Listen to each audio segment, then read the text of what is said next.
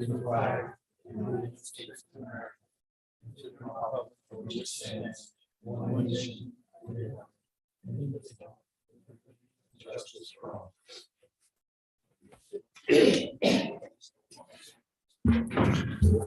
Good evening. Thank you all for coming tonight. We'll call to order the February 15th, 2023 Select Board meeting to order. There's one change to the agenda. The town manager's report for the update for the proposed independent review of the HDC operations will be moved to, Erica, do we March 15th? And Jason, if we want to talk about that still tonight, because it's mentioned, can we? As long as we sort of note that now. Yeah, we notified a bunch of people that we weren't going to talk about it tonight. We're going to move it so they wouldn't be here.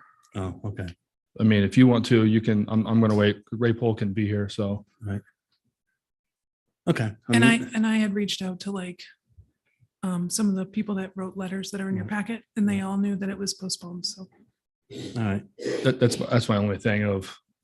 Yeah, maybe I'll do it under select board comments. Yeah, I think I might do it there. I have some comments in general about the scope and what we're trying to do and how I would think about it if it were my business. And so I'd like to at least go to talk. Are you fine with that? Yeah. Okay. Thanks. Okay. Announcements, Libby. This meeting is being video and audio recorded. Town offices will be closed this coming Monday, February 20th, in observance of President's Day. And we have one additional announcement that's not on the agenda because it just kind of came up in the last couple of days, which is sewer director is going to give us a quick update on some work occurring in the downtown area this week with National Water Main. Just a little update to the public about what's going on. Thank you, everyone. Good evening. The National Water Main's in town working on our Phase 1 CMOM project for stormwater. We're doing a lot of CCTV and cleaning of all the storm drains in the town area that initially is a tributary to the Children's Beach. However, we're finding interconnects that extend further. So this past week, they were out in front of Libby's office most of the week on Broad Street, cleaning and camera and all those lines. We're going to be headed down towards Easy Street, South Water. And we're just following the main trunk line that takes and serves all the stormwater. So we're finding some structures and stuff that non-existent. They've all just completely just disintegrated over the years, or no structures at all and just grates in the ground. So we're finding some issues that we didn't expect so quickly in the process, but we're making some headway. So we're finding a lot of pipes that we didn't know still existed, or pipes that's supposed to be there that aren't there. So that's the big thing as far as the CMOM goes with the National Water Main. David, all these are all storm drains that go out to the harbor, right? This is all stormwater, yes, that enters into the harbor, yes. Harbor. So it's great to be identifying everything finally. Mm-hmm. So.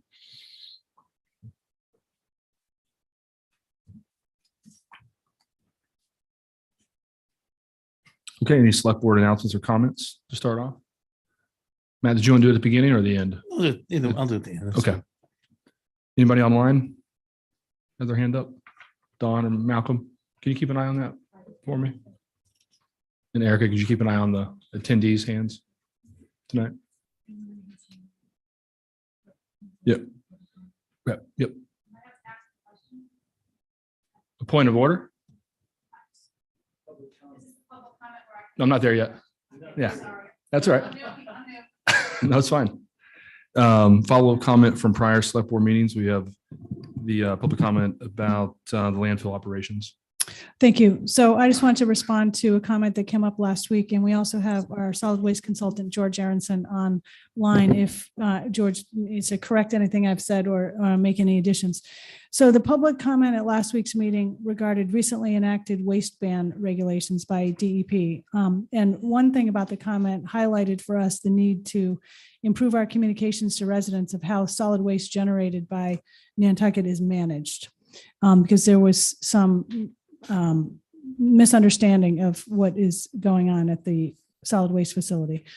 Solid waste management on Nantucket is complicated, as you all know, especially in a town with so many seasonal residents and short-term visitors, and in a location where we are that has few alternatives to shipping materials to mainland facilities. We're working hard to comply with all Mass DEP directives, including the waistband regulations that were effective November 1st, 2022. We are in compliance with those regulations, and I wanted to explain what they are. Materials, first of all, delivered to the landfill are not disposed of in the landfill. Delivered to the solid waste facility are not disposed of in the landfill. The only waste that is going into the landfill right now, into lined landfill cells, is residuals, which are non-compostable, non-recyclable materials that come out of the compost process. We manage multiple programs for the various components of solid waste at significant expense, as we know, in ways that maximize diversion and recycling and minimize landfill disposal. So specific to the waistband regs that were effective in November, with regard to food waste, organic materials, that material is delivered to the composter for processing into compost. None of it goes directly into the landfill. And that disposal methodology is in compliance with the DEP food waste ban. Mattresses are accepted, separated, aggregated, and shipped to a facility called Green Mattress Facility in Framingham for recycling, and that facility has to comply with the regs as well. Textiles can be accepted and repurposed at the take it or leave it, or they are gathered together and sent to the Salvation Army sorting center on the mainland for reuse or recycling. And that is in compliance with the textile recycling regulation. If people do not put their textiles at the take it or leave it, but instead they put them in the non-recyclable, non-compostable area, those materials are shipped off to a disposal facility. They are not put in the landfill. So I just wanted to address that. And George, hopefully hopefully I said all of that correctly. Feel free to add anything if I'm incorrect. And one other little just sort of sidebar, we have 2 vacant positions in solid waste right now. The solid waste manager, which is a new position as of this year that we are trying to fill. And we have a currently vacant recycling coordinator position. So it's been a little difficult to keep up with public outreach with those positions vacant. George, anything to add? Just that we are in ongoing communication with the Mass DEP Municipal Services representative for the Southeast region as to how to do our job a little better. We're talking about organics collection, a few other things, but certainly the representatives of the DP are familiar with the efforts that Nantucket is making, and this is an ongoing conversation to try to improve them. So I think also it is important to know that we're not in a vacuum out here. We're actually talking to others. And in fact, due to initiative from Brickmore, the select board, we'll also be having a meeting with Martha's Vineyard and comparing notes and learning how we can do things a little better as well. So the effort continues. Okay. Thank you, Louis, for that follow-up. Now we're on to the portion of public comment. So anybody here or online who'd like to speak, they can. Because we took the HDC agenda item off this agenda, if people wanted to talk about that during public comment, they can. Curtis? Good evening, Curtis Barnes, Mr. Chairman. I originally had planned to come here and raise questions about the 50% increase in the Consensus Building Institute budget. I have learned, even I was off island and could not participate last night, but I've learned that they did a better job last night. I hope so. I have been hearing some concerns about people on the committee that they're uncomfortable with all the remotes and with the return of data and information, but hopefully that will improve. So I am not going to ask you not to approve that addition to the budget, but I am going to ask you to ask them to do their job, and let's get it done and move this thing on. Thank you. Thank you, Curtis.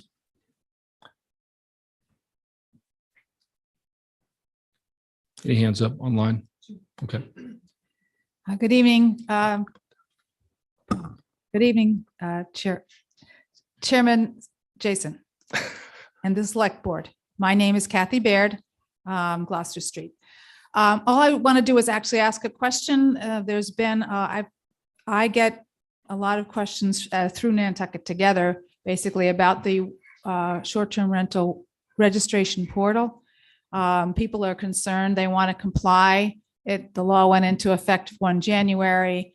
There's been several requests to the Board of Health to provide information about what's going to happen and when it's going to happen. And the only answer is somebody from CBI from Granicus will contact you. So I think it would be helpful. There's rumors flying around the town is delaying it on purpose, or there's some other nefarious reason. I think it would behoove everybody if there was some public announcement of why the delay is and what's coming up, so that everybody would know. And I just request that the town do that. Thank you. Thank you, Kathy. We have Megan Perry Sure. first. Mhm. Thank you, Jason. Can you hear me okay? Yes, go ahead. Okay, thank you. I noticed that there isn't an action plan on the select board's agenda as a follow-up to the numerous public comments from last week regarding the failure to notify boards, commissions, town council, or the public with regards to the conservation management permit for Surfside Crossing. I'd like to see an action plan, because without one, this is completely meaningless, especially where the town itself has spent over $300,000 in legal budget on this matter. As a voting taxpayer who would have appealed the CMP, I'd like something more than sorry, this won't happen again. I'd like to know how exactly this won't happen again, and I'd like to see some action taken. All emails that received that CMP on some level are responsive to the town manager, who on some level is responsive to the select board. So I'm asking the select board to do something about this. So I would love if that could either be an agenda item, or if that could be discussed in your executive session, or however you want to handle it. But I think the public deserves more than I'm sorry. Thank you for taking my call. Thank you, Megan.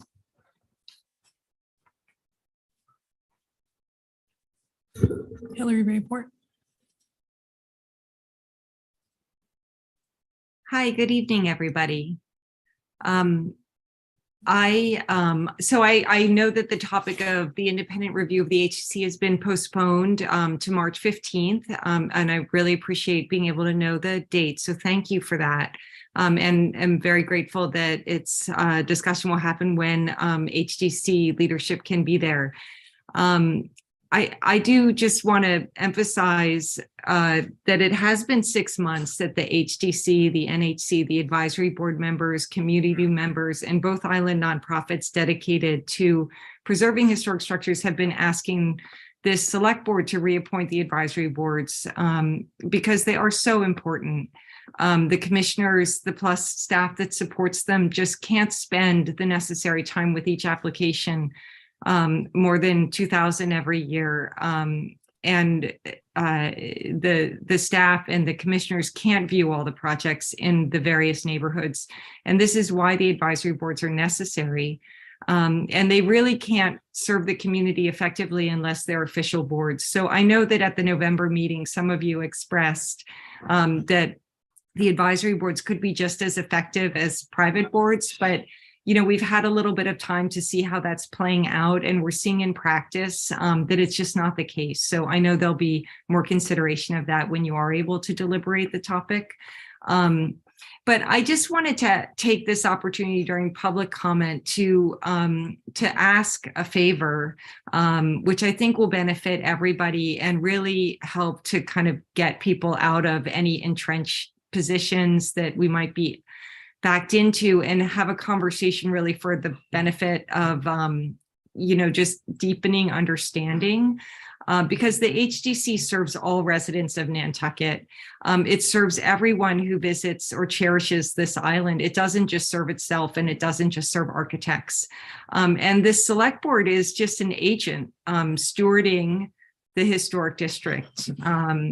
That's how I view your role anyway. So in that spirit of community, I just wanted to ask if the select board could spend a bit of time before March 15th studying the technicalities of the HDC and its relationship to the town, legislatively. So, Nantucket and Beacon Hill were the first historic districts in Massachusetts. I think everybody knows that, in 1955.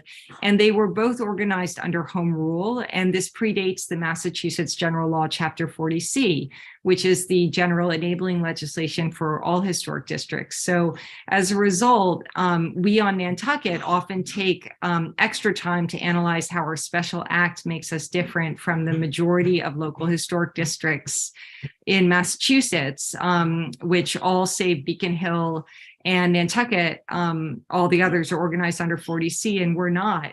And the Nantucket Special Act has been extensively updated over the years. We've had the opportunity, if we wanted to abandon the Special Act and adopt 40C, but we chose not to.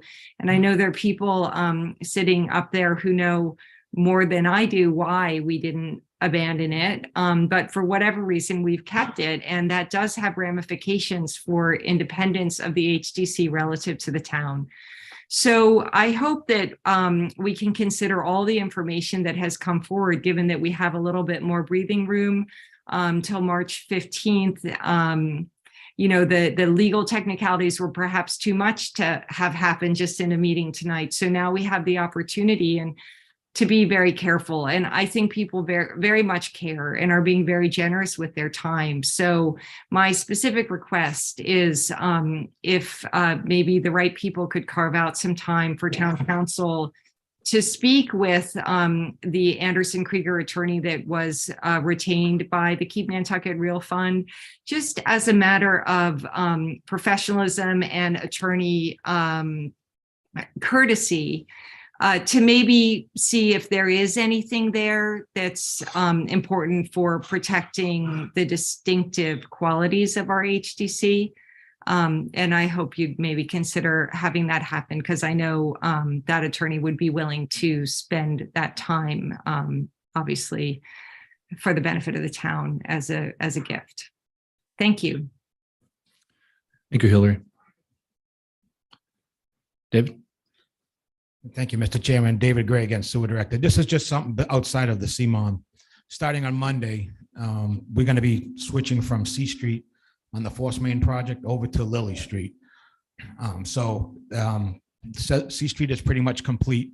They got all the structures in the ground. Everything's been reconnected. The new 20 has been connected to the rest of the station and is all back online. So starting on Monday, Lily Street will be closed for this construction. The message board has been put in place. A lot of what they're doing starting in the first of the week is they have to pull up all the sidewalks and the curbing and get everything ready. So it'll still be accessible, but there's gonna be a lot of activity switching up to Lily Street coming up on Monday. So. And Center Street's going to be partially It's- closed for that as well. At the prior beginning, times, right? and then I know we have Toscana doing something Yeah. at the same time on Chester Street. That intersection at Chester and Westchester and Center I would avoid it at all costs next week. It's been going well so far. We do have a public forum on Friday around 2:00. It's going to be a Teams meeting that we're going to get out to everybody. Florencia is going to get it out for us just to further go over the project, the Force Main project on Lily Street. So that'll be coming out tomorrow with the Zoom link. So other than that, I just wanted everyone to know about that continued project moving along. So Thank you, David. Right. Is there any more public comment for items that are not on the agenda here or online? Okay. There's no new business to my knowledge. I made a motion to approve the minutes of February 8th and the Treasury warrants of February 15th. So moved. Second. All those in favor by roll call? Brooke? Aye. Matt? Aye. Malcolm? I had a comment I want to make about some of the warrants. That's okay? Before we vote? On the Treasury warrants? Yes. Sure. I just have one question about the lease to Francis Street. I just want to make sure that lease covers proper access to the beach for people, because sometimes that gets a little congested. Is Malcolm, that's pending contracts. I'm sorry. What Yeah, am I? we're just doing minutes and Treasury warrants right now. Well, minutes and Treasury warrants are fine. That is how we pay staff. That's how we pay Yes. everyone. I understand. Okay. So it was I'm an aye. Matt was aye. Malcolm, for you? I'm an aye. Don? Aye. And Jason, aye. That passes. Now pending contracts. Go ahead, Malcolm. Yeah, I just want to make sure that there's access to the beach. Because sometimes it does get congested with canoes and kayaks. And does the contract actually have a stipulation for proper access? Give us 1 second, Libby's looking something up. I don't have the lease right in front of me right now, but my understanding is that it does have, there is, sorry. Okay, there is access. And if access is blocked in any way, then we need to go address it. I think the Park and Rec manager is online to address it if need be. Charlie, are you on there? Yep, I'm here. Are you familiar with the lease? Yeah, so wording? the leased area is 40 feet of the overall 105 feet of what is town beach down there. And then right next to that is an additional 85 feet of land bank beach. So traditionally, there's access for both the land bank and the canoes that are stacked up for the lease. He's always been within his 40 feet marker. There is some other canoe and kayak and dinghy storage down there for just the general public. But we can monitor all that. So far, everyone I've talked to, DPW who have dealt with the concession in the past, they do a great job down there maintaining access. Okay, thank you. Any other comments or questions on pending con? Okay, anybody from the board yet? Matt, do you have anything? I don't. I think I agree on the kayak part. We were shared pictures that showed the full beach full of kayaks. And so I think that is important for Park and Rec to stay on that and make sure that people are in the right places. And I'm not saying he didn't, it could have been something else. And, but I think it is a public beach and we're not renting the entire beach. So I think Malcolm is right to bring that up. My only other comment was on, we've got another $100,000 for travel nurses. I know we need that, but I'm just making another plug for if we don't find a way to house people, we aren't going to be able to even be in this business. So I think that this, and every time I see this every month or so, it reminds me of that. So thank you.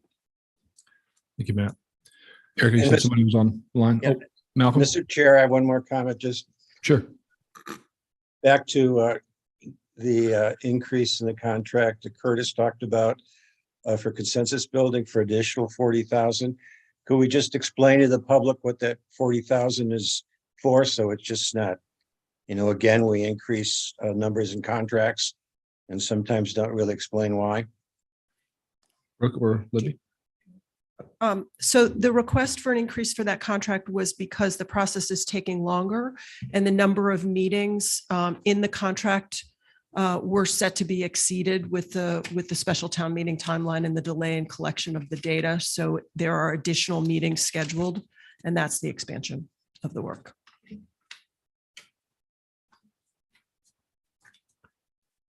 Malcolm, is that good? Well, I will refrain from comment. I mean, it's the way it is. Okay. Eric, I'm not happy with it, but that's the way it is. No greeter. Well, I should remind any board members, you can always vote against certain items in the pending contracts. We would just take them out. We just do it one at a time, just for future reference. Go ahead. Bill Greeter. Yep. Good evening. Good evening. Thank you for taking my call. I'm following up on the letter that I sent on behalf of the Roads and Right-of-Ways Committee about the Francis Street Beach. While we understand, the past practice has been a verbal understanding of what it is.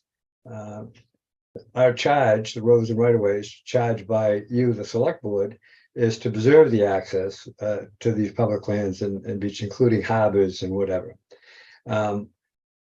We actually, a couple of us visited last year, and actually in the letter that I sent, this beach at one point was one of the main places where swimming lessons were given, and there was a lifeguard station there and whatever. Over the years, that beach has not become less used, but nevertheless, it is one of the few areas in town, you can access the beach. We believe that it should be in the lease agreement to note that, so that if there is a problem, there is a legal constraint to the person that's leased the property, rather than, well, it's my understanding and blah, blah, blah. So we simply ask that we cross the Ts and dot the Is on this and include it in the lease, so that for this lease and going forward, there's no ambiguity, and it's not hinge on Park and Rec having to keep track of what's going on. Especially since the bike path now goes down past through the old railroad tracks. There's increased bicycle activity there, and it should be set up to adequately receive folks. It's also an area that's part of the Chapter 91 harbor access, and you should be able to get through there. You shouldn't have to wade through a business that's working with a license from the town. So that is our ask, and we certainly hope that you would take that into consideration and include it in the verbiage. Thank you, Bill. Does anyone, I haven't read the lease, so I can't speak to whether it's in or not. Is anyone opposed to having that in there if it's 40 feet? This is really coming up well after the fact, and the lease was most likely already in a procurement document that the bidder bid on. And it may be a little complicated to change it at this point, but I suppose we could ask him if he's willing to initial a change in wording like this, although I don't know how necessary it is, but we can certainly investigate if we can add it. I think we can ask, right? And then there's probably an enforcement part as well. My first question is it in the lease? I haven't read the lease. So if it's in the lease and it says 40 feet, there's nothing we have to do other than enforce. If it's not in, then we have to put it in. But I'm asking just in general, does that sound reasonable? It's one of our boards coming with a recommendation for the good of the public that I would like to support. Is that something we'd like to support? Direct Libby to do that. Okay. Charlie, go ahead. Yeah, it is in the lease, the 40 feet. Right, It's drawn out on a map in the lease document as to his space. It also specifies that he must maintain vehicle access to the beach off of Washington Street Extension. So that all that verbiage and a photo is in there with the actual 40 his lease area drawn out. Thank you, Charlie. So it's a reminder now, and it's a reminder throughout the summer. Yeah, enforcement. Okay. Thank you, Bill, and everybody for bringing that up. Any other comments on pending contracts? Move approval of pending contracts. Second. All those in favor by roll call: Brooke, Aye. Matt, Aye. Malcolm, Aye. Don, Aye. Jason, aye. That passes. Thank you, everyone. Citizen Department Committee request of Coastal Resiliency Advisory Committee quarterly report. Vince, is that you? All right. Got it all. Hi, everyone. Vince Murphy, Natural Resources Department. This is the fourth quarterly report for the Coastal Resiliency Advisory Committee, and it covers Q4 for 2022, October through December. So I'm just going to be as brief as I can. I see you've got quite an agenda tonight. Some of the highlights from that quarter for the committee were that the committee drafted and approved a letter of support for a Conservation Commission letter that was sent to that previous August. That got done and got sent after much debate.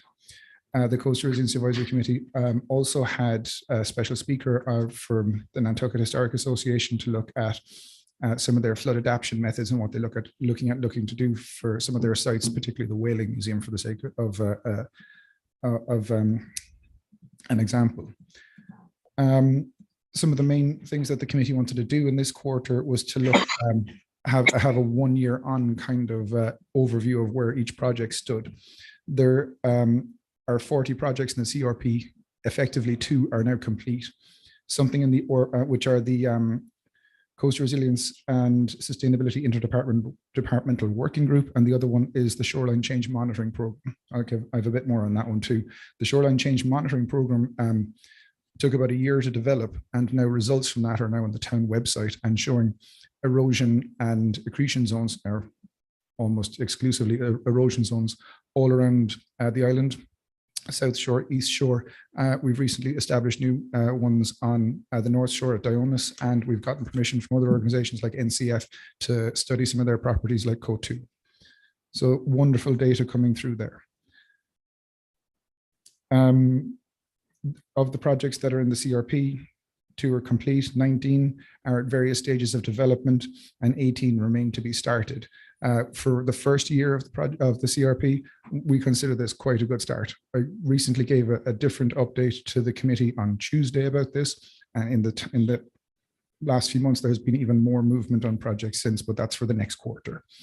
In other business, we got some state level data called the MCFRM, which stands for the Massachusetts Coastal Flood Risk Model.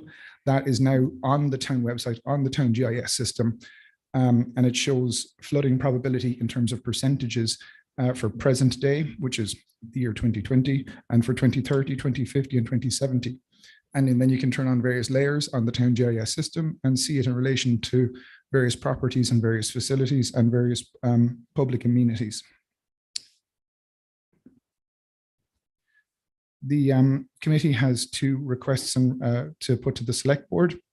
One is a standing request to see if the select board has any issues that they would like the Coastal Resilience Advisory Committee to advise on. And the second one is a relatively new one. The Coastal Resilience Advisory Committee requests that the select board specifically list as a 3rd goal in the environmental area of the strategic plan, the implementation of the 40 recommendations of the CRP over the next 10 years. That is about as much as I've got. We also included an update, the graph that was presented that shows what projects are in what state of development. It's also in the packet. With your permission, Jason, I believe Mary Longacre would like to make some comments too, if that's okay. Sure. Thank you, Jason, and thank you, Vince, for the report. I wanted to provide a little bit of additional information on 2 of the items. The first one is the NHA, the Nantucket Historical Association's appearance. We have some links in the report, and the materials that they've produced are really high quality, very useful. I would recommend that anybody with particularly a historic commercial building take a look at their report about the work that they did to evaluate the condition of the building and to examine the options that they have. That was followed up with a WPI project, which went into greater depth about flood resilience options, and again, high quality work. Recommended to anybody who might be in a similar situation as a great example of what you want to do with your property, just to figure out where you are now and what your options are for the future. The second thing I wanted to mention is that I'm aware that the select board in its strategic planning meeting last November did discuss the request to include the Coastal Resilience Plan recommendations in the strategic plan. But I'm afraid that it was not clearly worded in the previous iterations of the request. So I wanted to provide a little bit more detail. We were looking for the very lowest level of inclusion. So in addition to the water quality monitoring and the solid waste management, a 3rd environmental goal at that level would be implementation of the Coastal Resilience Plan's recommendations. I also wanted to note that those recommendations are separate from the activities that are happening at Baxter Road and on the Siasconset Bluff, so that it's not really a duplication. But I did appreciate the select board members who noted that resilience is already baked into the strategic plan. So I thank you for that recognition there. Those are the comments I wanted to add. Thank you very much, and we'll see you in a few more months with another quarterly report. Thank you, Mary. Thank you, Vince. Any questions or comments from the board? Brooke? I just want to express appreciation for all the work that this group does and the action plan and these updates that show progress. It's very much appreciated. Yeah, and I'm on it. And I think the Vince is doing a great job of tracking, and the committee is, requiring that and making sure that we're staying on top of it and keeping these things going. And I think it's a model for other groups. I think we really, it's helping us stay accountable. I just looked at the probability of flooding that Vince talked about. And you can't go to the, and it's great, but you can't go to the, to the biggest. You can't look at it. You have to do 2 clicks away from, sort of when you can go all the way down and look at it. What do they call that? What's the word? It's the resolution. There you go. It doesn't work at the Yep. closer resolution. There's the fancy word, but it works like a couple away and you can see where the lines are. So when I first went in, I'm looking going, well, where is it? But then I went away a couple and you can really, you have to go a couple away so you can see the entire neighborhood. You can see where the lines and the probabilities will be. So it's very good. I can work with town JS coordinator to resolve that. Yeah, well, that's great. Thanks. I'm not even saying it's a problem. I think it's amazing. You can do this, so. Any other comments from the board? All right, thank you, Vincent. Thank you, Mary. Okay, on to licensing request for approval and execution of an alcoholic beverage control commission charity wine permits for Nantucket Wine and Food Festival events to be held on May 17th to May 21st, 2023. We have Amy. Yes, you do. Thank you. Briefly, we do this every year prior to the wine festival. It's a charity wine pouring license through the ABCC.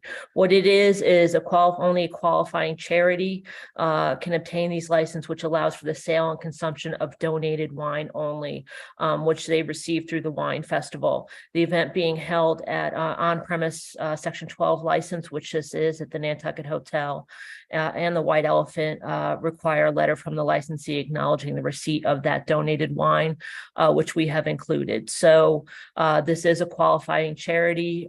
We ask you to sign acknowledgement of these events.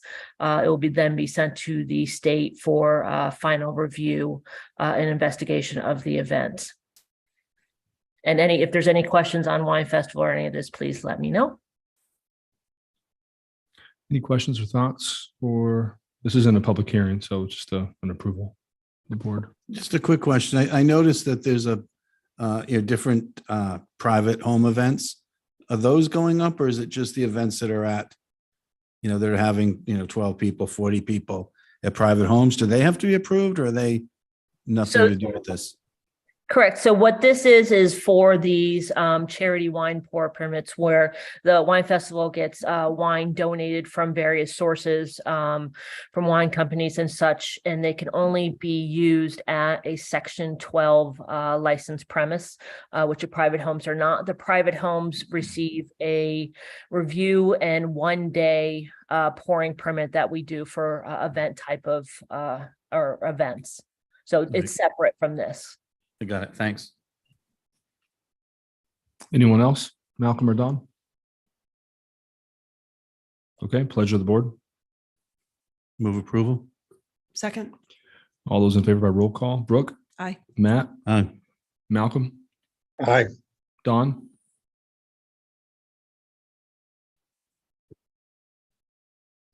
And Jason, aye. That's a 4-0. Thank you. We'll see you here in a little bit, Amy. Over to public hearings. So we will open a public hearing to consider amendment to the town sewer district pursuant to Section 10 of the Nantucket Sewer Act regarding Articles 74 and 75 of the 2023 ATM.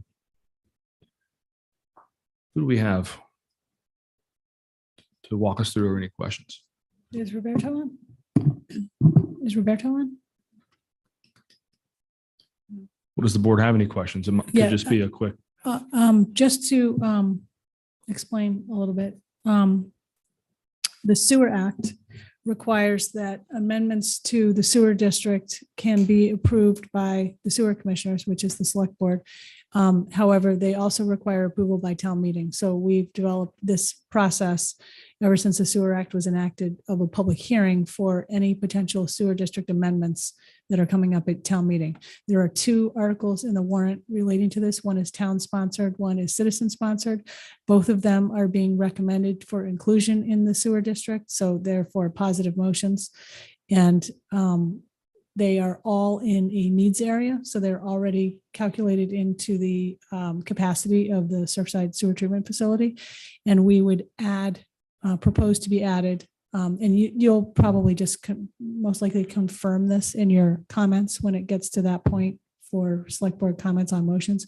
We include a sort of a qualifier that if there are additions to the sewer district that are not, that are private, the private property owners are responsible for any and all costs of connections. And we typically establish a little work group of planning director, health director, and sewer director to review these. We only had the 2 articles this year, and they were fairly straightforward because, again, all of the parcels are in needs areas. Okay, so we have public hearing tonight. We discuss it. If we approve it, then it goes, well, regardless, it goes to annual town meeting. Yep. For another layer of approval Correct. and discussion. Do you still use like a checklist and the needs area being one of the checks on it? Good question. David, do you have the answer to that?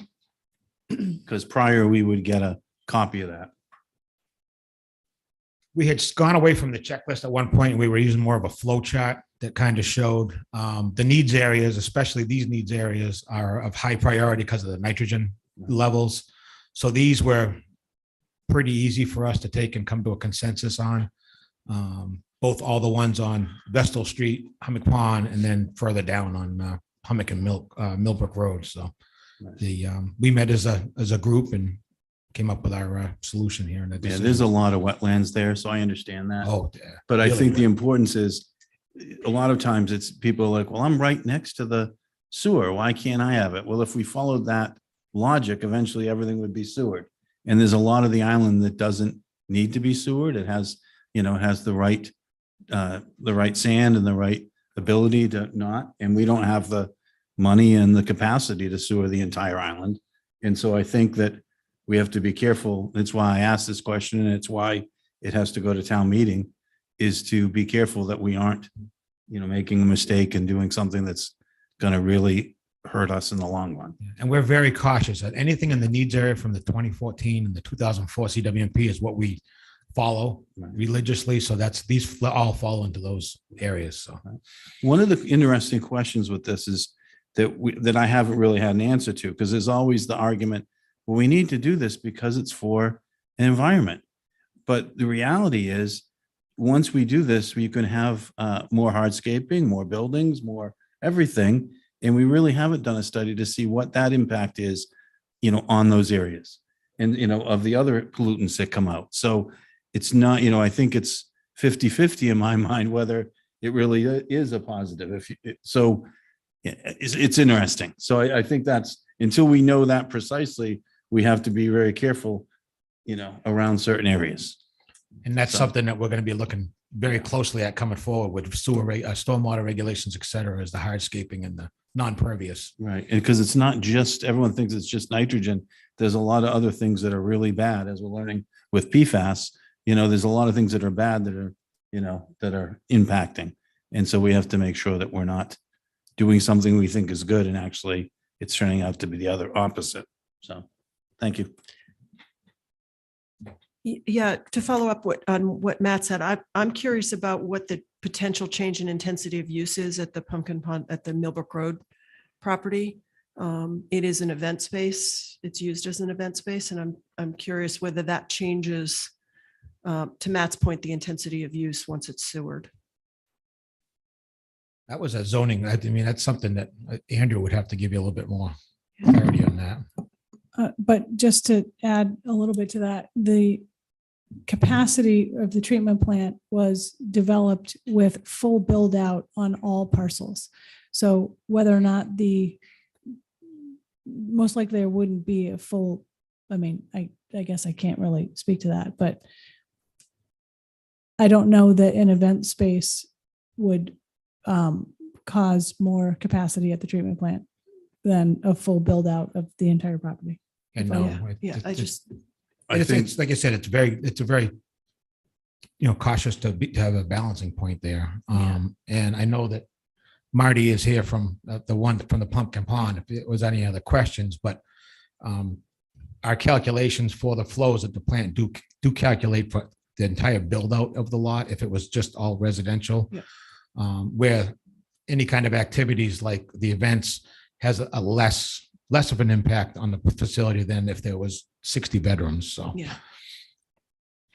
That helps. Thank you. Yeah, but I think it depends what the use is. If you talk to Millie's or you talk to Cisco and find out how much it costs them for their systems to handle the number of people that are at their properties, you will find it was substantial. And so I think if it depends what the use is. Mhm. So. Malcolm or Don? I don't see anything. Okay. This is a public hearing, so you might like to speak on this. Any hands up, Erica? Good evening, Marty McGowan. If anyone has any questions regarding my application pursuer for my lot on 25 Millbrook Road, I'm happy to answer any of them. I have an access agreement with a neighbor, which goes forward after I get sewer. I'm building a house, moving in, and have my farm, so all good. Time for sewer. Anybody, anything else? Any questions? It's like, go ahead. Nope. Oh, I thought you hit it to go. Thank you, Marty. Good. I look forward to approval at town meeting then. Thank you. We'll see you there. So motion to close the public hearing. Second. Okay. All those in favor to close the public hearing by roll call. Brooke, Aye. Matt, Aye. Malcolm, Aye. Don, Her camera's off again. Aye. Oh, there she is. and Jason, I. So the public hearing is closed. Any more comments or motion to approve? So I would move approval of both. Or do we need to do them one at a time? I think it's a one agenda item, 74, 75. If I understand this right, we're Recommending. recommending that it be a 50% vote, not a 2/3, right? I thought by us approving it, Yeah. that's what Okay. happens. Yeah, but I want to make sure that's what people Okay. understand. Yeah. We're not saying we're recommending approval. We're saying it's a 50% vote, not a 2/3 vote. Thank you for the clarification. So, So, yeah, thank you. so moved. Is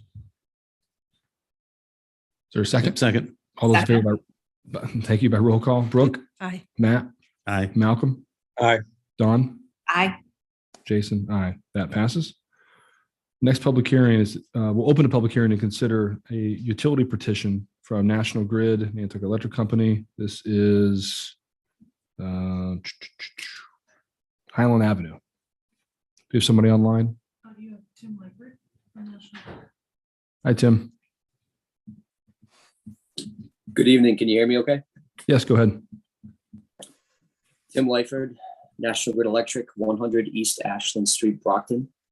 For this first petition, National Grid is petitioning for approximately 30 feet of conduit and 2 handholds to be located adjacent to existing pole 5 on Highland Ave. And this is for new service to number 4 Lincoln Ave. Thank you. This is a public hearing. Any comments from the board or the public? Is there a motion to close the public hearing? So moved. Close the public hearing. Is there a second? Second. All those in favor, Brooke, Aye. Matt, Aye. Malcolm, Aye. Don, Aye. Jason, I. Public hearing is closed. What would we like to do? Move approval. Yep, second. What's the- With department comments, yeah. Yeah, with department comments. Okay, by roll call vote. Brooke, Aye. Matt, Aye. Malcolm, Aye. Don, Aye. Jason, aye. That passes. Next one, we'll open a public hearing, consider utility petition for National Grid. This one is for Millbrook Road. Tim, is this yours as well? This is, yep. Okay. For this second petition, National Grid is petitioning for approximately 20 feet of conduit from existing pole 53 on Hummock Pond Road, heading onto Millbrook Road. And this is to replace existing aging direct buried infrastructure that we have in that area. Okay, thank you. Is there anybody from the public like to speak on this? Or board? I have a question. When they replace it, is it possible that people are going to be driving over it where it's going to be placed, or is it off the dirt road kind of? You're asking if the new conduit is going to be in an area where it's going to be driven over. Is that correct? Yes, yes. Is it, how close to the road is it? Is it people take that turn? It goes across, but I see in PB1, is that a pole box? Is the pole box going to be in the ground on the side? That's what yeah, I understand. It will be on the side. Yep. But And- I'm looking at your picture and I'm seeing the curve of the road and I'm seeing the pole box right next to the road. You know, it looks like on this scale, it looks like it could be 5 feet. Maybe the corner is even closer. Am I? Yeah, I believe the proposed location is going to be off the side of the road, not actually in the roadway for the pole box. But to touch on your original question, when you take the turn onto Millbrook off of Hummock Pond, you will be driving across on top of the new conduit. Yes. No, I understand that. That's underground. I'm not saying that, but we have a lot of the green boxes that seem to get damaged with trucks and cars and things driving over them. And then they're dangers for anyone walking. And so I'm just making sure that this is in such a situation, such a location that it will not be, a trip hazard or be, something that's driven over. That's a dirt road. And people seem to cut the corners on those over time. So I'll move approval and Oh, don't get ahead of yourself. what's that? Don't get ahead of yourself. yet. No, all right, sorry. So you're happy, Matt? Yeah, I'm fine. I'm just pointing out that could be an issue. Okay. Any other public comment? Online, Erica, anything? Okay, Motion to close the public hearing. Second, all those in favor by roll call, Brooke, Aye. Matt, aye. Malcolm, Aye. Don, Aye. Jason, I. Public hearing is closed. What we'd like to do? Move approval. Second. All those in favor? Brooke, Aye. Matt, Aye. Malcolm, Aye. Don, Aye. and Jason, aye. Three's done. Another public hearing to utility petition from National Grid. This is in Tom Rivers Road, 105, 107 Tom Rivers Road. So for this last petition, we are petitioning for approximately 110 feet of conduit across Tom Nevers Road, and also including 2 handholes located adjacent to pole 51 on Tom Nevers Road. And this is to relocate existing overhead service wires to 105 and 107 Tom Nevers. Thank you, Tim. Matt, any questions That's from the easy public? one. Okay, is there a motion to close the public hearing? Yes, so moved. Second. All those in favor by roll call, Brooke, Aye. Matt, Aye. Malcolm, Aye. Don, Aye. Jason, I.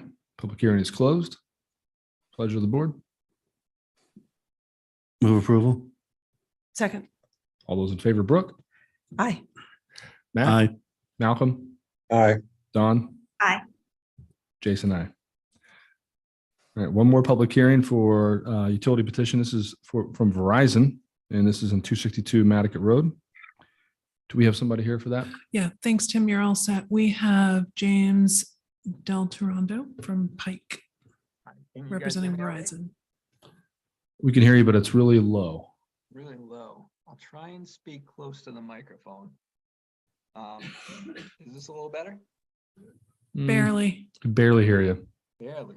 Oh, man. I can try headphones with that. Just talk loud as you can and we'll listen. All right, I'll project. I'd just like to share my screen if I could. Oh, you guys have it open. Perfect. Yep. Yeah, we have it. Yeah, so Verizon is petitioning to place 4-inch conduit from existing manhole 3138 approximately 453 feet to a proposed manhole 3138-1, and continuing with 377 feet of conduit to proposed manhole 3138-2. Is he still talking? Can you not hear me? I think we lost you there, James. You still there? Can you hear me now?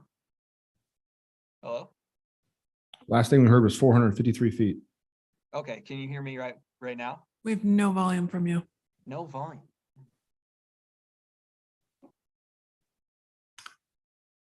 Well, this is a public hearing. Does anybody have any questions? Does this make sense to you, Matt, Brooke, Malcolm?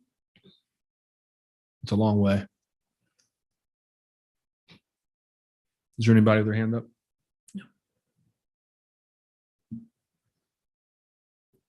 Motion to close the public hearing. Second. All those in favor, Brooke, Aye. Matt, Aye. Malcolm, Aye. Dawn, Aye. Jason, aye. That passes. Public hearing is closed. Move Thank you. approval. Second. All those in favor, Brooke, Aye. Matt, Aye. Malcolm, Aye. Dawn, Aye. Jason, aye. Starting to be able to do that in my sleep. Thank you. Thank you. Okay, so all utility petitions are done. So number 6, we'll open the public hearing for alteration of premises for annual all alcohol beverage restaurant license for Lola 41. This is at 15 South Beach Street. Thank you. This is like several that we're going to be having this spring. In 2021. Lola 41 was allowed to expand its liquor and food service to outdoor premises in response to the state of emergency for COVID. This request is an application to continue that outdoor service on a permanent basis, as anyone would have to do, as COVID approvals for outdoor dining expire on April 1st, 2023, as far as we know so far. And prior to applying for this alteration of premise, that is required anytime they change their actual licensed premise. They did go before the planning board, as we include to amend the special permit.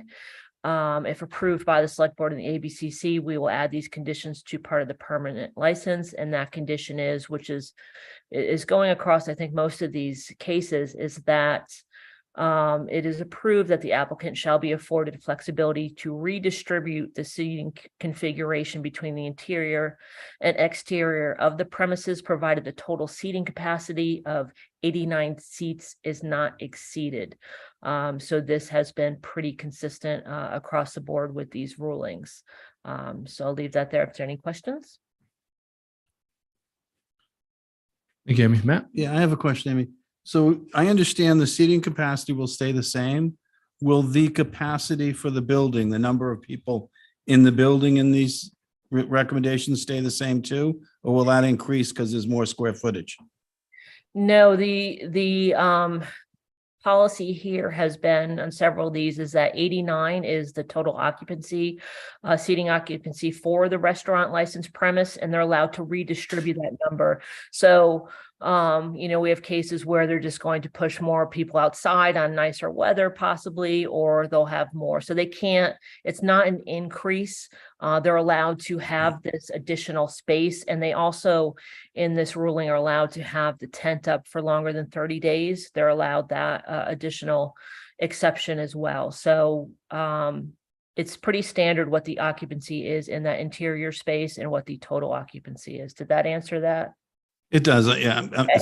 Follow up. Yeah, I get it. The reason I'm asking is this was a huge issue a few years ago when we were going through this, and you were doing a very good job of sort of trying to make this all the same, because there's a fairness issue. And I think I just was ensuring that we're following that same thought process still. Correct, absolutely. And we are seeing this ruling. I've been talking to the planning folks as well to make sure we understand it correctly. So we should be seeing this quite often to allow these spaces to continue, but not to really change the occupancies. Do you want to speak at all? You're fine. You share for questions. Brian Swain, attorney for the applicant. I think Amy did a great job explaining what we're seeking. If you have any questions that she can answer, I'm here to answer them on behalf of my client. Thank you, Brian. This is a public hearing. Is there any comments online? You see any? Anybody here? Board, everybody good? Okay. Okay. Motion to close the public hearing. Second. Thank you. All those in favor, Brooke, Aye. Matt, Aye. Malcolm, Aye. Don? Aye. Jason, aye. The public hearing is closed. What we like, Move to approve with the restrictions and stuff that's in there. Thanks. okay. Yep. Second. All those in favor, Brooke? Aye. Matt? Aye. Malcolm? Aye. Don? Aye. And it's an aye for me. That passes. Thank you, Brian. Okay, we'll open a public hearing and consider an application to transfer annual common victualler license with all alcohol beverage club license from NGM Incorporated, DBA Miacomet Golf Course to the Land Bank. Sean Oberly. Thank you. So this is going to require a bit more explanation as to how this application came about, and Mr. Swain here as well represents the client. So in the process that we've been discussing, that we've been doing an audit kind of licenses, seeing where things have been missed, if things don't match up with the actual operations of licenses, we're trying to mend those. In this case, like the other, we did Sankey recently, we wanted to reach out and say, you know, if there's service on the golf courses, we need to add this to liquor licenses through an alteration of premise. At that time, we also are looking at the Miacomet license and realized that it's a club license. Club license in liquor license terms is for members and their identified guests only. It is not something open to the public. And as we know and love, Miacomet is certainly open for public service at that restaurant. So I thought, okay, we need to change that classification. In this conversation as well, with recent the manager had left, we were going to have to do a change of manager, and understanding how it operated. I think we understood it that the real owner or manager of the license is the land bank, and that they had management agreements with folks to manage the day-to-day operations. So that's why this is a transfer of a license, so that legally is transferred to the land bank. And they in turn are submitting for a management agreement, a legal management agreement with NGM Inc., which had previously held the license and underwent a change of management, and they will be a day-to-day manager. And I think here too as well, we've had few management agreements. Basically what it is where a licensee, in this case being the land bank, authorizes a third party, NGM, to control the daily operations of the licensed premises while retaining the land bank ultimate control over the license through a written contract. This does not pertain to the liquor license manager that is employed directly by the entity. So that explains why the land bank and licensing as well thought this was the best course of action for them. If there was any change in that management in the future, the land bank still would oversee the property and the license, and they can work on a management agreement in the future if that needed to be.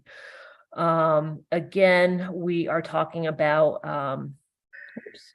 a golf course license. Should that be approved, as in the case with Sankey, we would have to review and see any public crossings, any crossings of road where alcohol would cross a road. There needs to be proper signage, and the applicant would have to pursue a state transportation liquor license, which the ABCC handles, to transport any liquor across a public road. So that would be a condition there as well, if approved. And I will leave it there and see if there's any questions. Thank you, Amy. So this is a transfer and a change of license. And can we do those at the same time, or does one have to become before the other?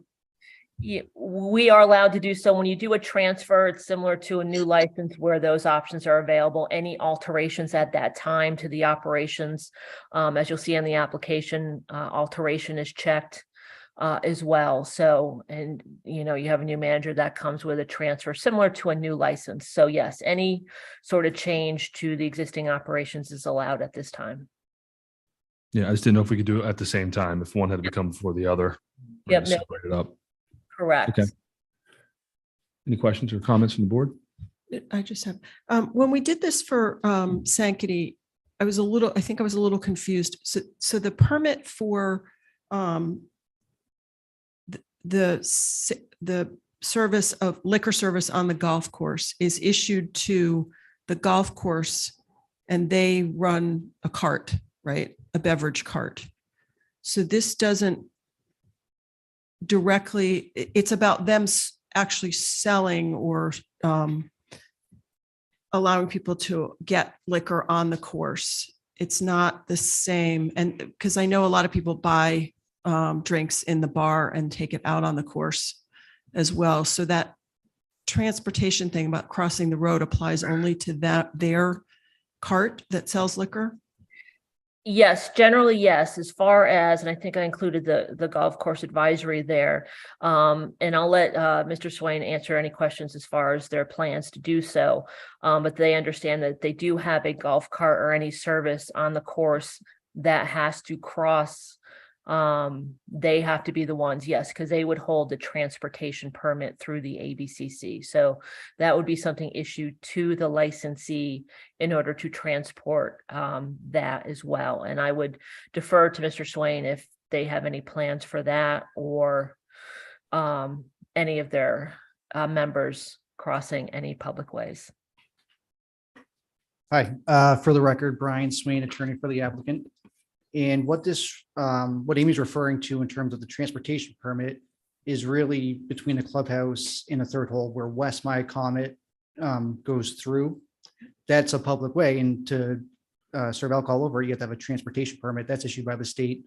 They'll get one. And in terms of a cart, they've done both service off a cart and also out of the clubhouse as well. So my understanding at Sankey was that they weren't going to drive a cart around. My understanding was that it would allow the members to put a drink, in the cup holder when they were golfing. Is that what we're asking for here? Or are you guys asking to go out and serve on the greens? For both. That's what's been historically done. And this application and the next one, nothing's really changing as Amy described earlier. It's a lot of housekeeping stuff and regularization for compliance purposes. So they'd like to continue to operate as the status quo. So does that part not have to go through us? It goes through the state? The part of the transportation permit to cross the road. State. Right. But with this current license, they're allowed to do the cart. This is what we're approving, or it's already there. It's already licensure wise, it's already there. Yep. Okay. Is that right, Amy? Yes, this is trying to bring everyone into compliance that the golf course hasn't traditionally, in all these cases, been part of their licensed premise. So we are making sure that that's brought into compliance. We're legalizing what has been an unlicensed practice. Yes. Yeah, just to be clear. Yeah. Yes. Yeah. Which we did with Sankey. Now Exactly. we're doing it here. Yeah. Right. I just wanted everyone to be clear what it is we're approving. Okay. So, yes. Assuming we do. Is there any public comment online? Okay, any other questions from the board, Don or Malcolm? Okay. Motion to close the public hearing? Second. All those in favor, Brooke? Aye. Matt? Aye. Malcolm? Aye. Don? Aye. And Jason, aye. Public hearing is closed. What would you like to do? I would move approval. Is there any specific language we need, Erica? Okay, so move approval as written in the. As presented, yeah. Yeah. Second. All those in favor, Brooke? Aye. Matt? Aye. Malcolm? Aye. Don? Aye. And that's an aye for me. When I first read it, I thought the land bank meetings were going to get a lot more interesting if they had a liquor license. I'm kind of disappointed to hear it's just going to be the same things happening out there, but. Okay, next one, we'll open a public hearing and consider an application for a transfer of seasonal wine and malt beverage general on-premises license from MGM DBA Siasconset Golf to Nantucket Island Land Bank. So I believe this is the same thing, just without the change of license, right, Amy? Correct. It's a similar transfer to the land bank to be the licensee management agreement with NGM Inc. and Sean Oberly as manager. It does not include a golf course. It is going to stay the same as a seasonal general on-premise liquor license for the club area. And that would be the only change would be the transfer and management agreement in this case. Okay, any questions or comments from the public or the board? This is a public hearing. Nothing? Okay. Motion to close the public hearing? Second. All those in favor, Brooke, Aye. Matt, Aye. Malcolm, Aye. Don? Aye. Jason, aye. Public hearing is closed. Matt, you're anticipating me saying your name. I'm going to slow down next time. I'm trying to. I was watching. I was bugging, like it was bugging Brooke for a while there. I'm trying to go a little quicker. I'm a slow What would we learner. like to do? I would move approval as outlined in the agenda. Yeah, second. Okay, Brooke, Aye. Matt? Aye. Malcolm? Aye. Don? Aye. Jason, aye. That passes. All right, on to number 9. Thank you. Thanks, Brian. A public hearing, we'll open a public hearing to consider application of new common victualler with seasonal all alcohol beverage restaurant license for LH Manager Northeast LLC, DBA The Pearl and Boarding House to Abigail, I don't know how to say it, Ayer? Air. Can't believe I didn't know how to say your last name. Manager for premise located at 12 Federal Street.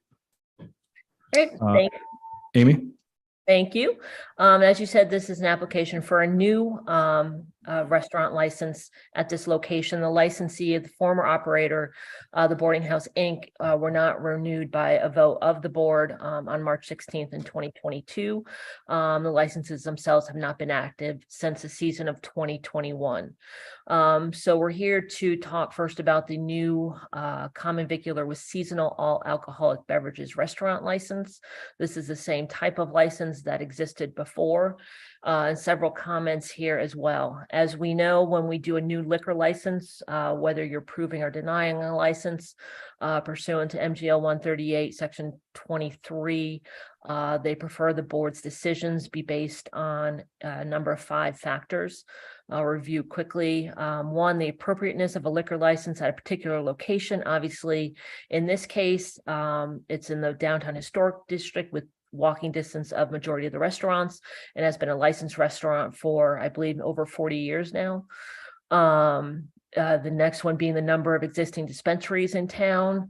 Obviously, this is in the center and the core of where most of our liquor licenses are located. Views of inhabitants of the locality in which the license is sought. I have not received direct comments. I'll review real quickly, as we've talked before, about misconceptions of this particular license, and I want to address some comments that have been made to us and in the public about this licensee wanting to be a private club and not a restaurant. And just for the record, the licensee is not seeking that. It is a public restaurant. There will be private dining rooms in the location, as there were previously, as there are in many of these establishments. And per the liquor laws, private means that there's an identified host that's responsible for payment. There's an invite list of specific folks not open to the public. So those rooms will be operated as they were in the past per those regulations. So I just wanted to address that misperception of this license application. Traffic, noise, and size. This is not a new location. That doesn't apply here. The sort of operation that carries the license and reputation of the applicant. This applicant currently operates other establishments on the island, including Faraway Hotel and Beachside.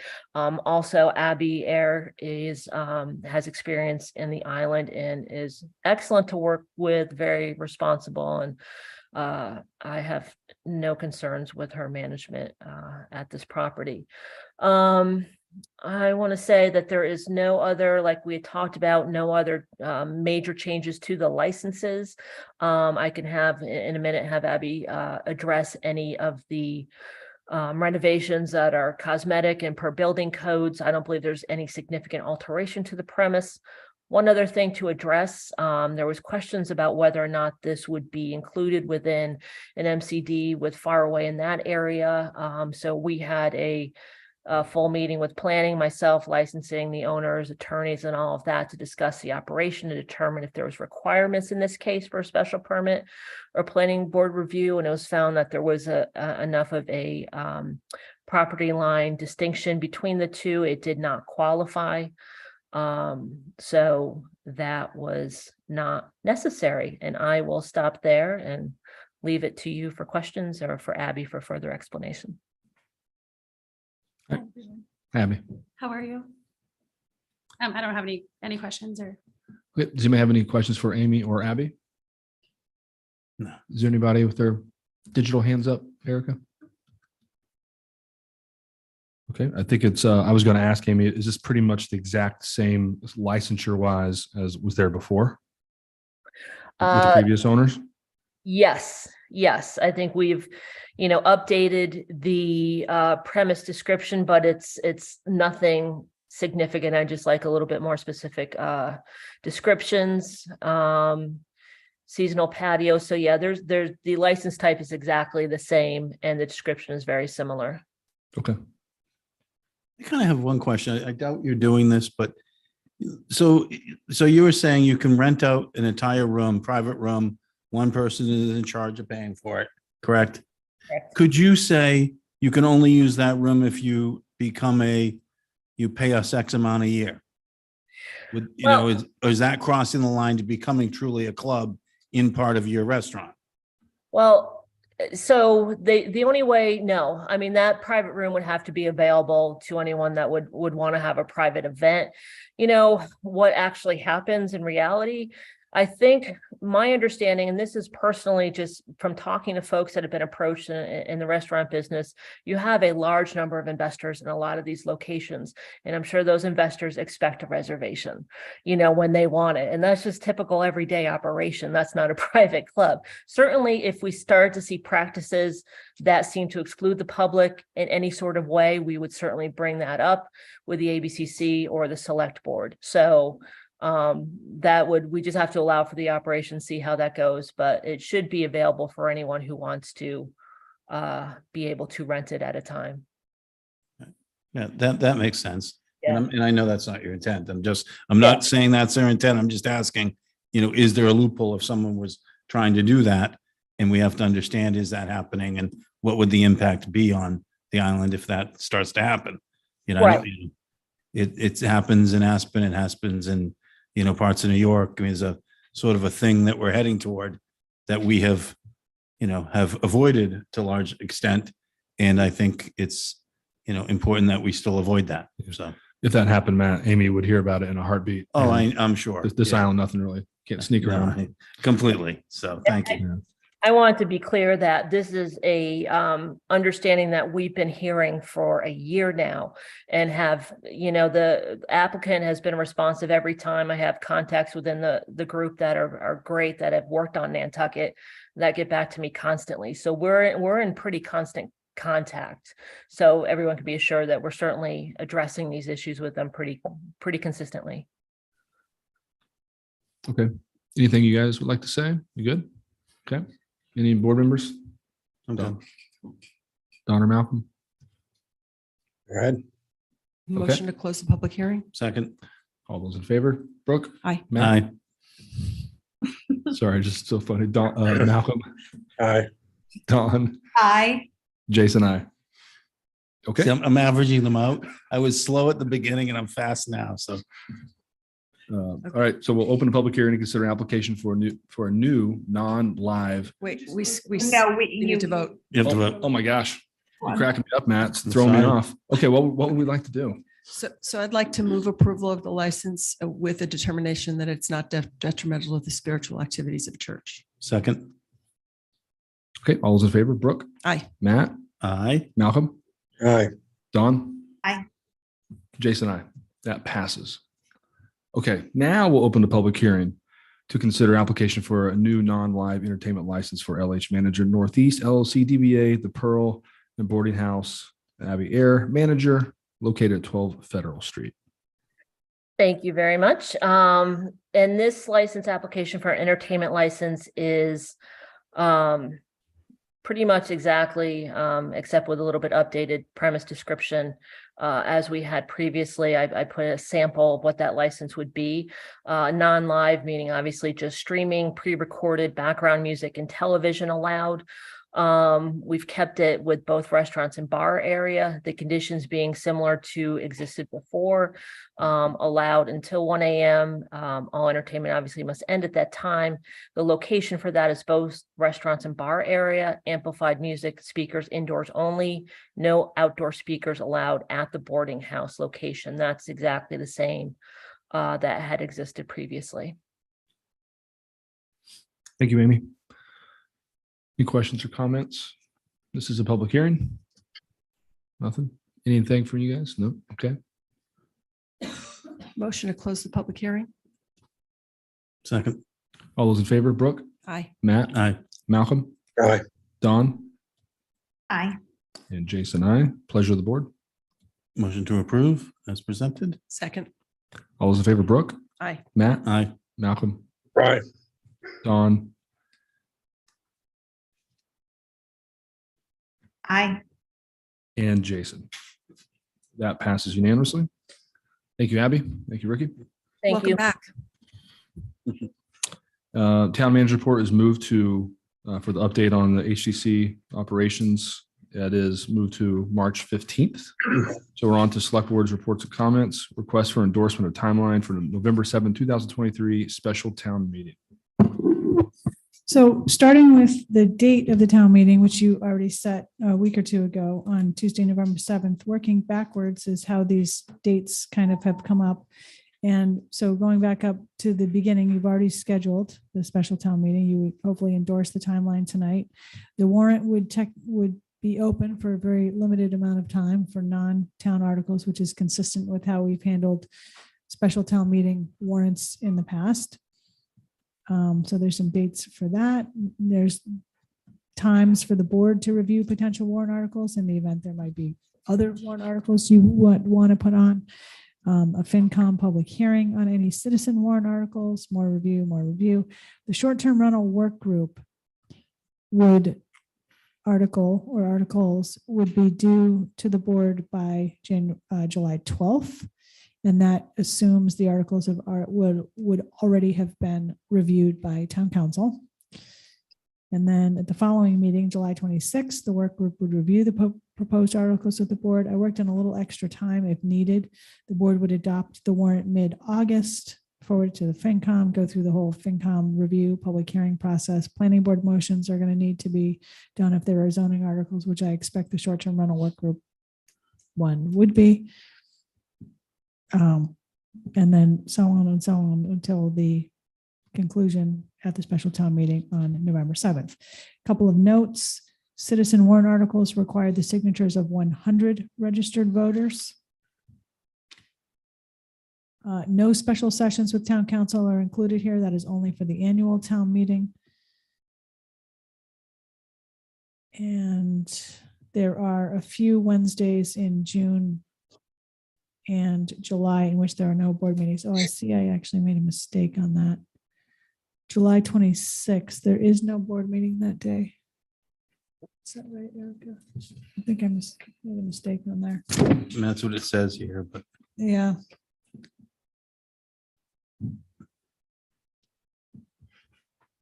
So we may have to move that out to the 31st. We'll double check that date.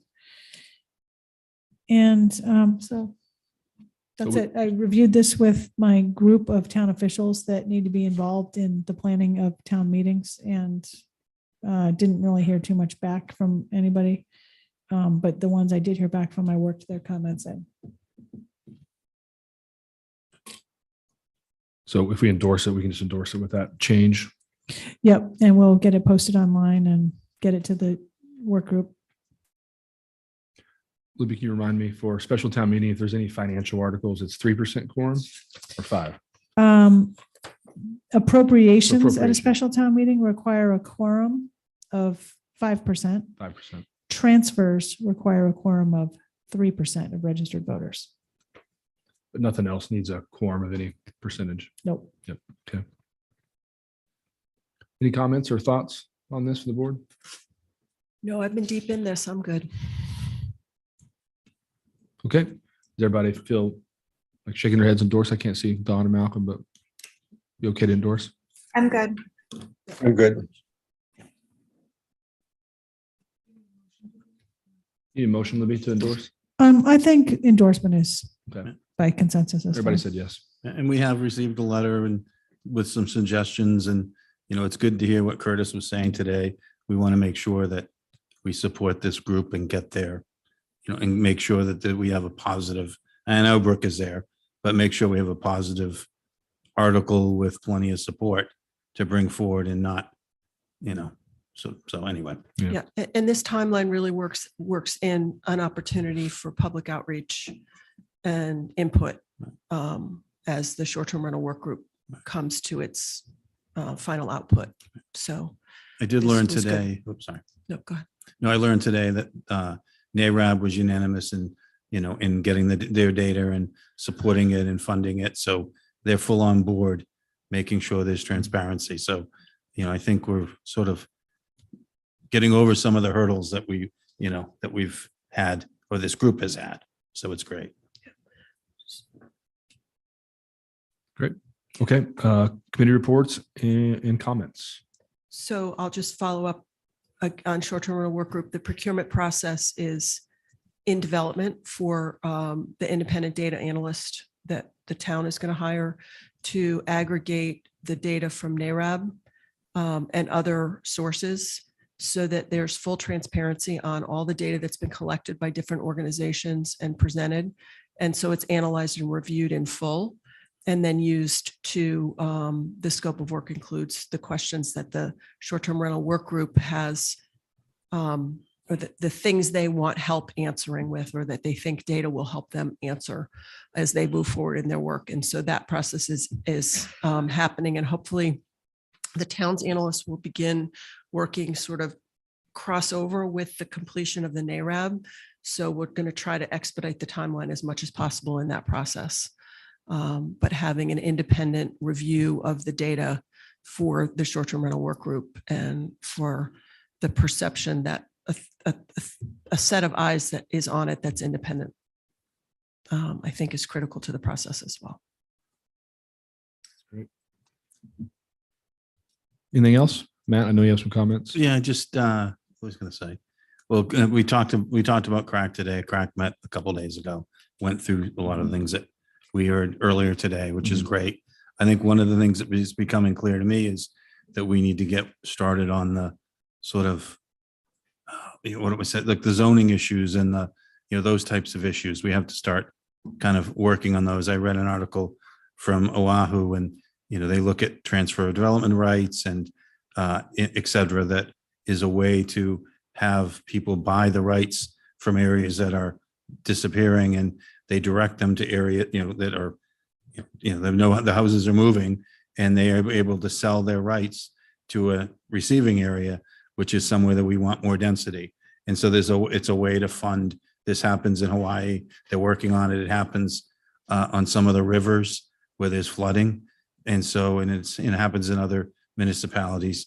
And so you can go on the website and find, the right to build, for sale. So someone in, Aspen, they use this to add density to the places they want to do it, and people will buy it. And so there's things like that, that the sooner we can start thinking about that, the better, because it'll be, there's a lot to it. And I think it's, so anyway, I thought that was one thing that was interesting. And they did sand pushing, which I had never heard of. So the crack is looking at what sand pushing is. What it basically is that the end of the summer, they'll push some sand, they'll take 1 foot of sand off of a part of a beach and put it on another, or put it up higher to protect that beach for that, for the winter storm season. And if they do it wrong, it can be a negative, but if they do it right, it slows some of it. And it was just interesting that we haven't really discussed it. I think it's probably, so we'll see. It was a couple different things there. In regards to HTC, I think we should make sure that one of the things on Steve Welch's letter was to make sure that some of these documents were in the scope, goes to the HTC for comment. We have time for that to happen now. We've got 3 or 4 weeks. So I hope that it goes for comment and it comes back. That was number one. One of the things I wanted to say.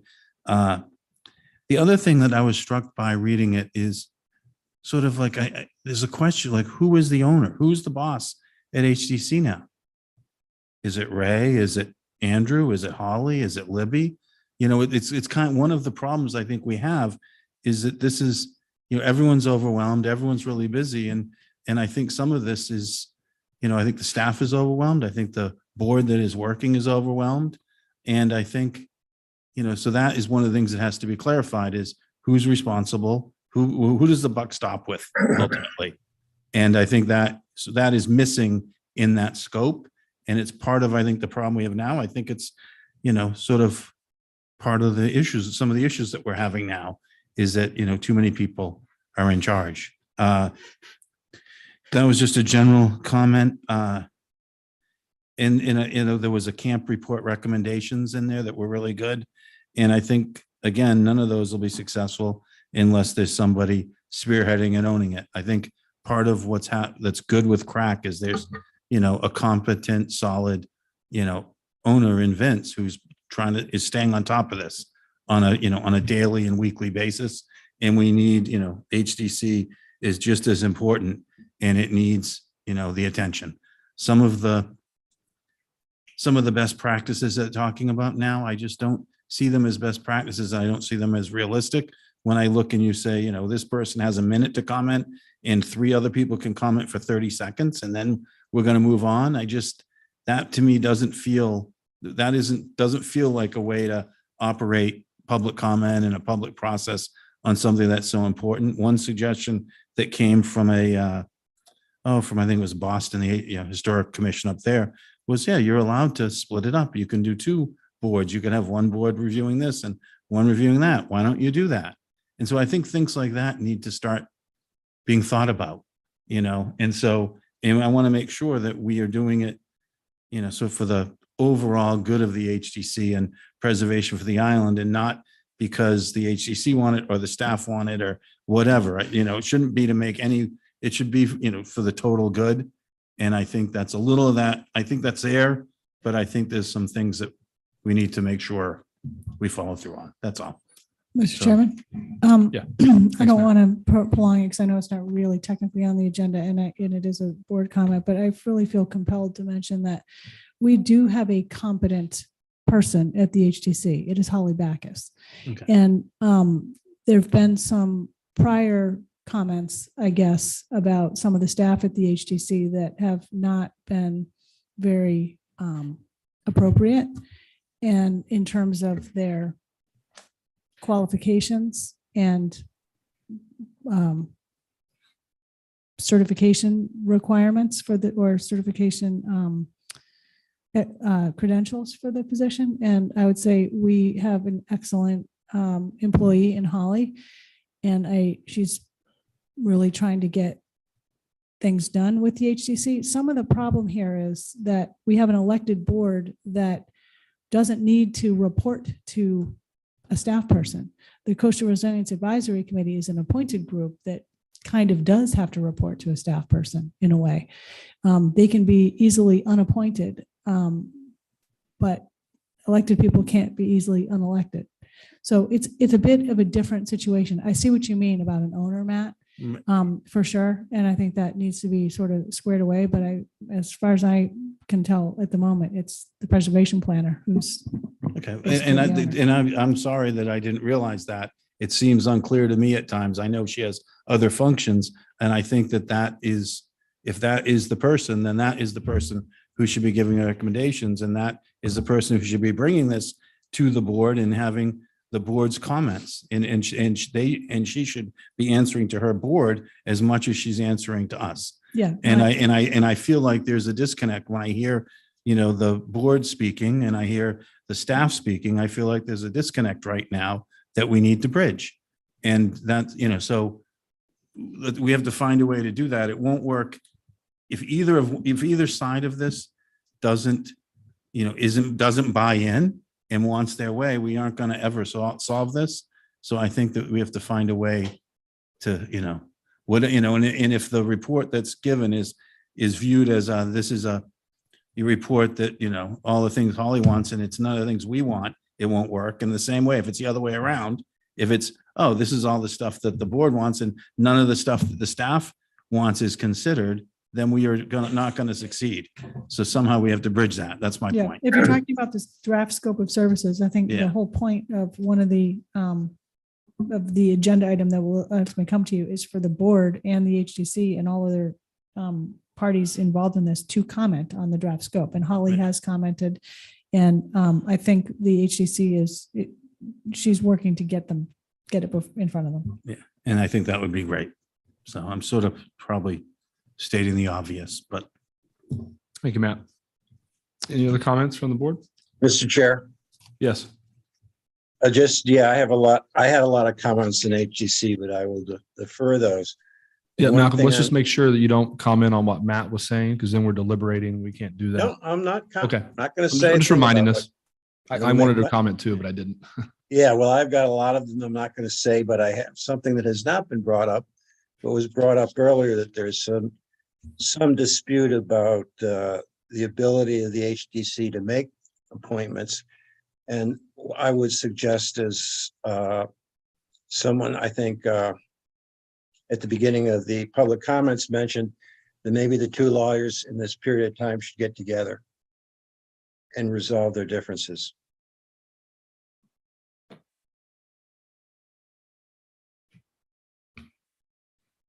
Okay. Thank you, Malcolm. Anything else? Brooke, Don? Okay. Is there a motion to adjourn? So moved. second, All those in favor by roll call. Brooke, Aye. Matt, aye. Malcolm, Yes. Don, Aye. Jason, I. Thank you, everyone. With enthusiasm.